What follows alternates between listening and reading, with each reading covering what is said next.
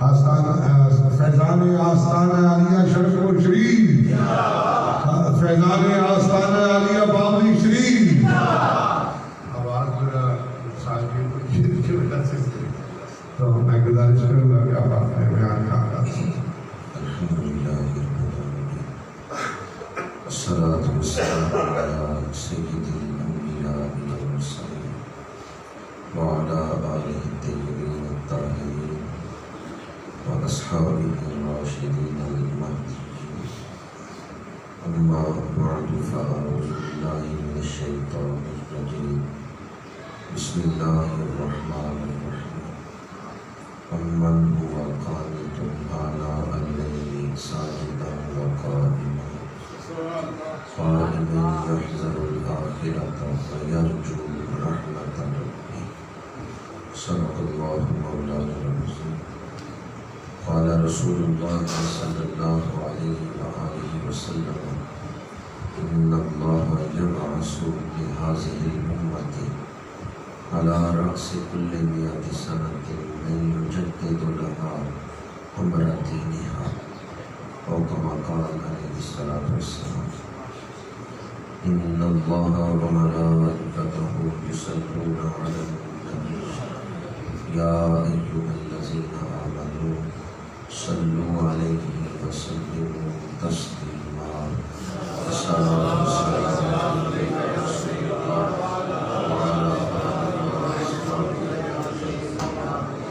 الصلاة والسلام عليك يا خليل الأنبياء والمرسلين وعلى آلك وأصحابك يا رحمة للعالمين۔ قابلان احترام، سادات کرام، مہمانان ذی وقار، برادران اسلام، حاضرین و سامعین، اس وقت میں اور آپ ایک ایسی محفل میں بیٹھے ہوئے ہیں جس پر رحمتوں کا نزول ہو رہا ہے۔ مسجد عبادت کی جگہ ہے، پاکیزہ جگہ ہے، مسجد رحمتوں والی جگہ ہے۔ ایک تو ہم مسجد میں بیٹھے ہوئے ہیں، اور دوسری نسبت جہاں صالحین کا ذکر ہوتا ہے وہاں رحمتوں کا نزول ہوتا ہے۔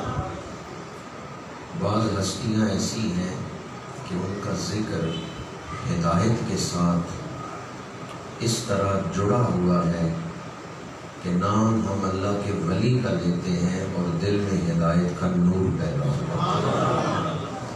ان ہستیوں نے اپنی ساری زندگی قرآن و حدیث کے فروغ میں، تعلیمات اسلامیہ کی اشاعت میں یوں بسر کی ہے کہ اب ان کا اپنا نام ہدایت کا ذریعہ بن گیا۔ ذکر ہم ان اللہ کے ولیوں کا کرتے ہیں، پر دل میں اللہ کی محبت پیدا ہو جاتی ہے، اللہ کے رسول کی محبت پیدا ہو جاتی ہے۔ ذکر ہم ان ولیوں کا کرتے ہیں اور دل میں آخرت کی فکر پیدا ہو جاتی ہے۔ انہی ہستیوں میں سے بلند مرتبہ ہستی جن کا ہم سب کی گردنوں پہ احسان ہے، سیدنا مجدد الفسانی شیخ احمد سرہندی رحمۃ اللہ تعالیٰ علیہ۔ آپ کا ذکر پاک بھی دلوں کی میل اتار دیتا ہے، اور آپ کا ذکر بھی ایمان کی غیرت کو جلا بخشتا ہے، اور ڈوبتی ہوئی نبضیں تیز ہو جاتی ہیں، دین کے لیے کام کرنے کا جذبہ پیدا ہو جاتا ہے۔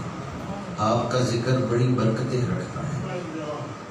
آستانہ عالیہ شرف پور شریف کے چشم چراغ اور آستانہ عالیہ شرف پور شریف کی روحانی امانتوں کے وارث زینت الاصفیاء حضرت قبلہ میاں جمیل احمد صاحب شرف پوری رحمۃ اللہ تعالیٰ علیہ وقدس سرہ العزیز نے امت کی توجہ اس طرف دلائی کہ ہماری گردنوں پہ حضرت مجدد الفسانی کا احسان ہے، وہ ہند میں سرمایہ ملت کا نگہباں، تو جن کی وجہ سے آج ہم مومن ہیں کہ انہوں نے دین اکبری کو روکا اور حضور کے دین کا پرچم بلند کیا۔ حل جزاء الاحسان الا الاحسان، نیکی کا بدلہ نیکی۔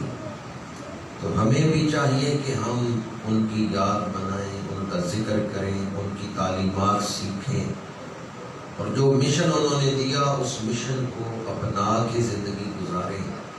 ان ساری باتوں کے لیے آستانہ علیہ شرف شریف سے یوم مجدد الفسانی ایک تحریک کی شکل میں منایا گیا، اور الحمدللہ ہمارے یہاں شہر گجرات میں قرۃ العیون الصلحاء عزیز القدر شہزاد شفیق نقشبندی شرپوری، انہوں نے اپنے شیخ طریقت کے اس مشن کو اس طرح اپنایا کہ جو ہی یہ ماہ مبارک شروع ہوتا ہے تو شہر کی مختلف مساجد میں ہر روز اپنے احباب کے ساتھ، اپنے دوستوں کے ساتھ ہی شامل ہوتے ہیں اور خوبصورت محافل کا اہتمام کر رہے ہیں۔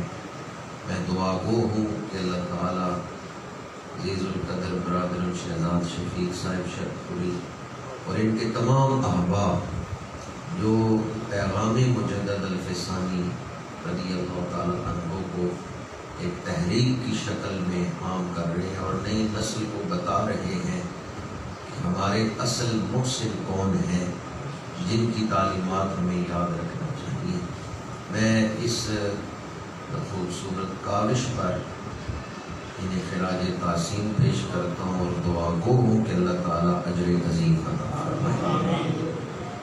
اکثر آپ احباب یہ لفظ تو سنتے ہیں مجدد الفسانی، اور آپ کی ایک خاص جہت سے تعریف ہوتی ہے کہ آپ نے دین اکبری کو روکا اور دین اسلام کا پرچم بلند کیا، لیکن آپ کے شخصی فضائل کہ وہ ہستی جنہوں نے کار تجدید سر انجام دیا ہے کس خاندان سے ہیں، علم میں، عمل میں، تقوی میں اور روحانی بصیرت میں، روحانی مقام ان کا کیا ہے، وہ کس مقام کی ہستی ہے جن سے اللہ نے یہ کار تجدید لیا ہے، جن کو اللہ نے اس کام کے لیے چنا ہے۔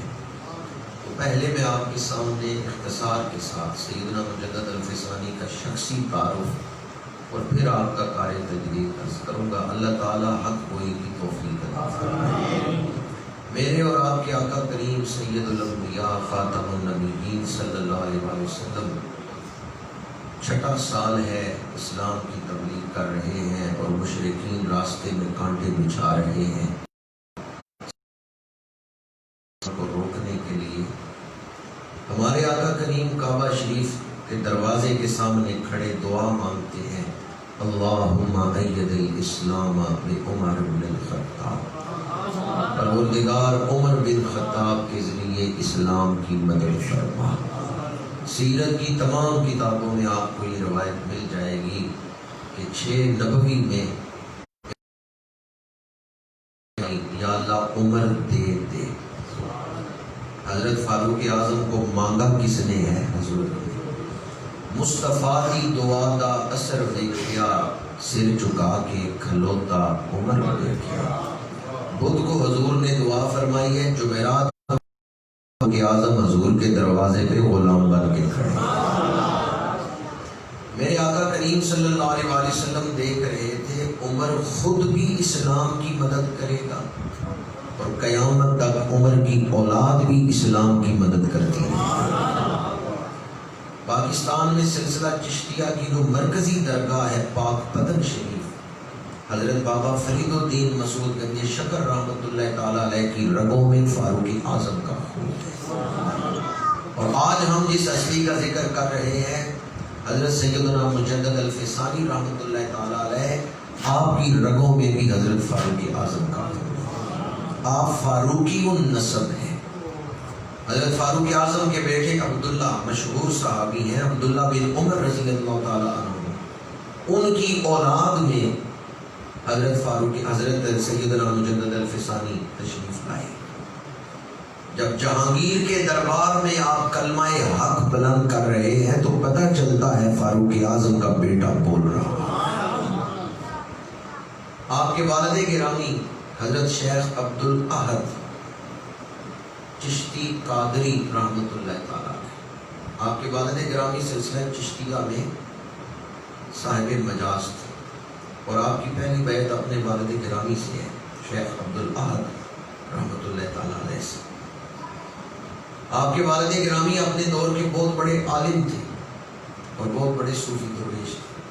ان کی دو مشہور کتابیں ہیں، ایک کنوز الحقائق اور دوسری اسرار التشہد۔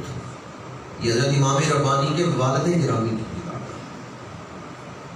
امام ربانی فرماتے ہیں مجھے نفلی عبادت کا شوق اپنے والد کی وجہ سے ملا ہے،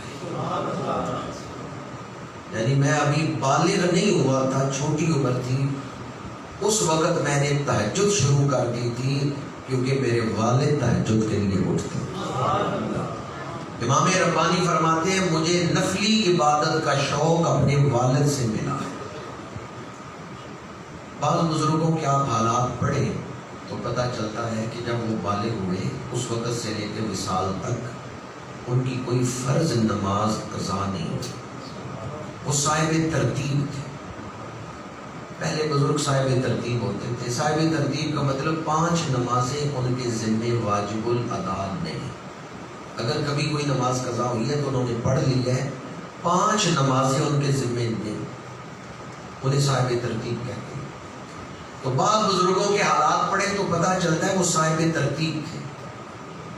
اور امام ربانی مجدد الفسانی وہ ہیں کہ جب بالغ ہوئے ہیں اس کے بعد نفل نمازوں میں بھی صاحب ترتیب، فرض قضا ہونا تو دور کی بات ہے، آپ کی تو کبھی تہجد نہیں قضا، نفلوں کی پابندی کر رہے ہیں، اشراق کی، چاشت کی، نوافل کی آپ اہمیت جانتے ہیں۔